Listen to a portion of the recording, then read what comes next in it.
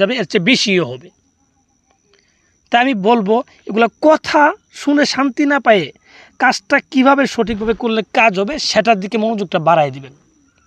কারণ ভাই এই বশীকরণ তাবিজ করার জন্য অনেক লোক হাজার হাজার কবিরাজের পাশে গেছে, বিভিন্ন কবিরাজের পিছিয়ে ঘুরতে ঘুরতে অর্থ ব্যয় করতে করতে শেষ, হতাশ। এখন একজন কবিরাজকে একজন ফেরেশতাও যদি তাকে এসে বলে যাবে আমি করে দিতে পারবো, তার কথা তার বিশ্বাস হবে না। এরকম পর্যায়ে গেছে। এর কারণ হচ্ছে আপনারা সঠিক নিয়ম না জানি, সঠিক তাবিজ না জানি মানুষের পিছিয়ে দৌড়ান।